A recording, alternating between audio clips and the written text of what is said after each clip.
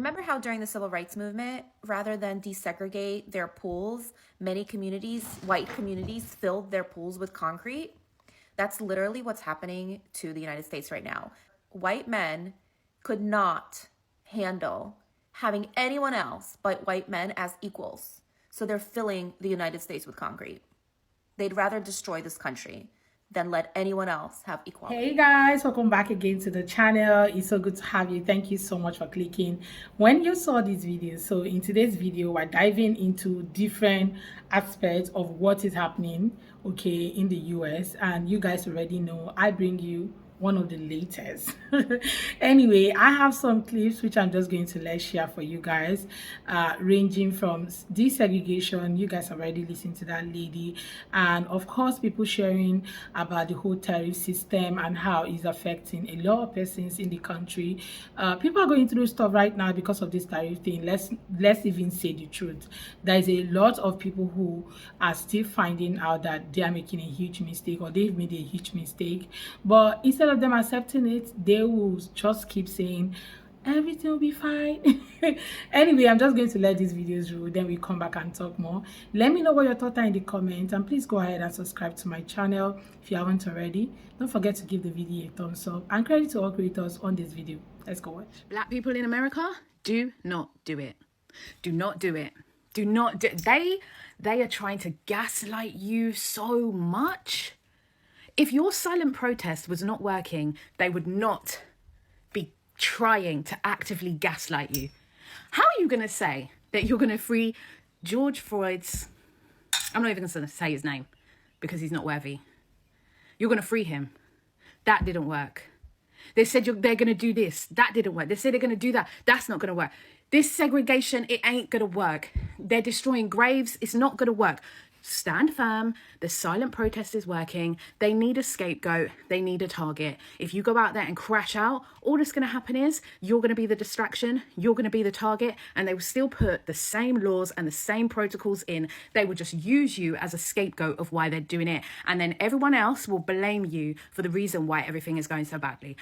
Let the others handle their own business, okay? I've never been so proud of you in my life watching from the UK. It's like everyone collectively just said, I'm going to sip water and mind my business. And honestly, as crazy as it is to watch everything unfold in America, your silent protest is working. Keep going. So, to answer everyone's question, why don't you just make them in America now? Move your manufacturing here. If bringing manufacturing back to the US is the goal, why are companies like Apple and Microsoft, who are most likely able to bring manufacturing back to the US, off the hook? I get that if we don't let them continue to manufacture in China and exempt them from the tariffs, that our cell phones and computers, which we all use, are going to get ridiculously expensive. I get it.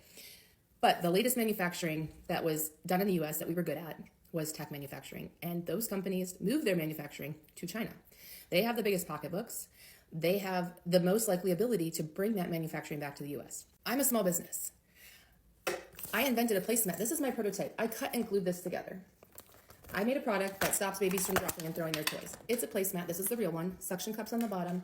Comes with little toy straps that allow you to attach toys so babies can't drop them and throw them on the ground. When my son was born, I had no idea how to turn it into a real thing. I was just a mom. I had a corporate job. I made one for a friend, and she forgot it one night, and she's like, oh my God, it was the worst not having it. I didn't realize how useful it was until I didn't have it. You need to make that for real.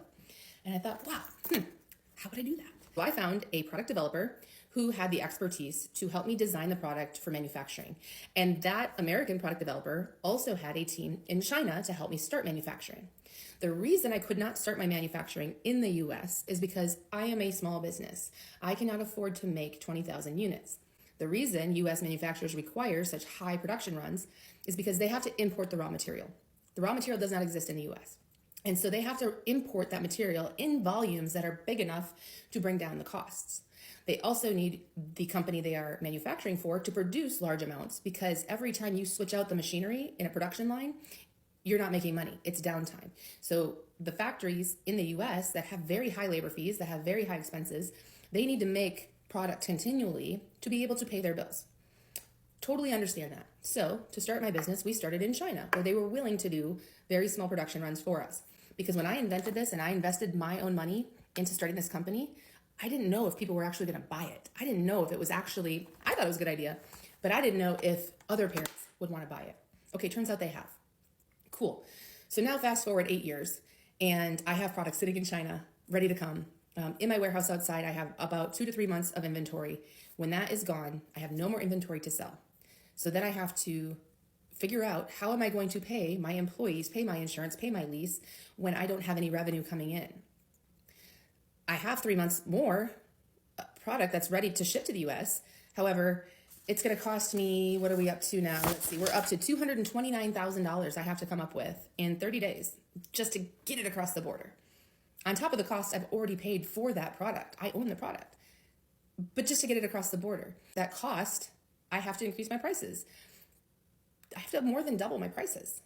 I'm selling products to people with babies. They're trying to keep up with so many new expenses in their life, diapers, some getting formula, baby clothes, all the things you have to buy and carry around with you for a baby. While my products are great for baby's development and they make life so much easier as a parent, you don't need them to raise a baby. People are not going to pay double the price for my products. So I can't import them right now, but I also can't run out of money. All right. If I found a factory today that was willing to do this, that had the right equipment, that had the right raw material, who had time, because these factories are already booked. The factories in the US are working hard. They're not just sitting around waiting for new companies to come in. But let's just pretend that one is like, hey, Beth, come on, we'll do it for you right now. All right, cool. Let's do it.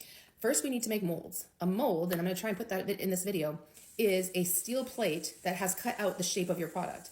And for my product, they take chunks of silicone, set it on the mold, which is heated, and then they compress it. It's compression molding, and it's heated, and it melts the silicone and smushes it into the shape of a mat, okay? Every piece of my product line has a different mold. The mini mat has a mold, the big mat has a mold, the bottle bungee has a mold, the tethers have a mold. I would need 8 new molds made. So you take American steel, which is not cheap. It gets sent to China to be tooled, to be turned into a mold to fit the shape, because that's where the expertise lies. And then it gets sent back. You do that 2 or 3 times until it's perfect. That process takes like 6 to 8 months. And because of the cost in the US, my molds at a minimum, if I'm lucky, will be $20,000 a piece. So I need $180,000, $160,000 just for the molds. And I need 8 months to get them made. And that's before I can even start production. One production line with my mat can do about 100 mats a day.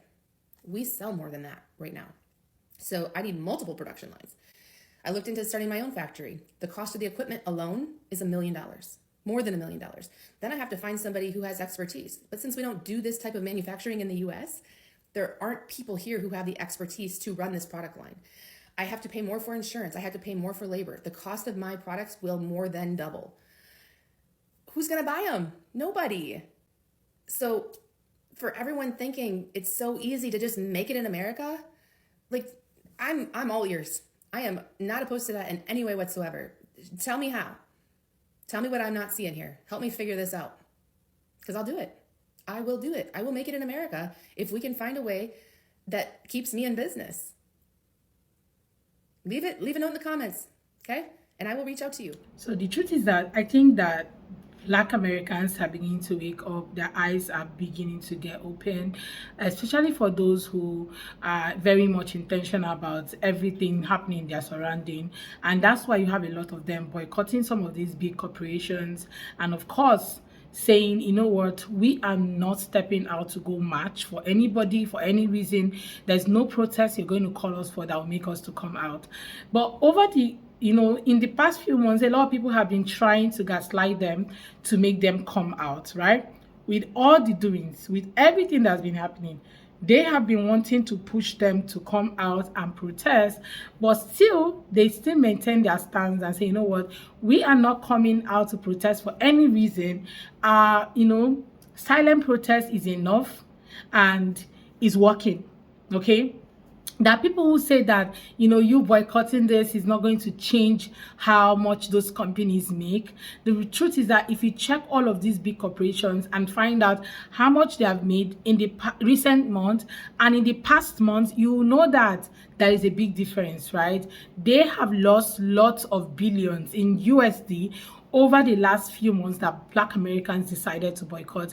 You all know that these people buy lots and lot of things, and yes, they have actually, boycotted them, and of course made sure that these companies feel it, and they can't even lie, they don't feel it. That's why you have some of these companies trying to reach out to Black communities through some persons in the Black community to see how they can negotiate, and also have the Black people stop boycotting them and start coming to shop from their stores, right? But you guys, I know that things have becoming so expensive, and for all of you who keep saying, oh, why don't you buy from from America, why don't you make in America, I hope this lady's video has actually taught you a lesson, and open up to you the reason why people prefer to buy things from China instead of buying from the US. Okay, because to bring these manufacturing companies into the US to really come and stay in the US and start manufacturing, there are a whole lot of things that need to be put in place. First of all, you need to bring these companies to the US, right? Maybe build a factory or whatever. Now, bring in the machines, and these are not cheap facts, right? You need to import those machines from wherever, and China is one of the greatest places to actually import these machines from China down to the US, right? So when you import this product from China, these things from China, let's say this company actually took 2 years to set up their factories and everything. Now, they have need for raw materials for them to be able to produce these things in the US. And guess where they're going to be getting it? Probably China, probably any of the tariff countries, because these raw materials are not readily available in the US. And this is something that people really need to consider, right? Before saying, I'm going to move my company to the US. I saw a woman who makes sunglasses, okay? I think she makes it in Italy or so. So she was like, I'm not going to move my company to the US. Okay, where is she going to get that cheap labor that helps her do all of that? Because you already know that labor in the US is very expensive. It's not easy, it's not free, right? So you're not expecting her to come all the way and start manufacturing in the US, and now she's going to pay high salary to people to work in her in her factory to produce those sunglasses. Yet you're paying that. Is okay for you to pay your laborers, right? But after paying your salary, your employees salaries, you also need to import raw materials from a tariff country. So you're going to be paying high amount of fees. Guess who is going to suffer at the end?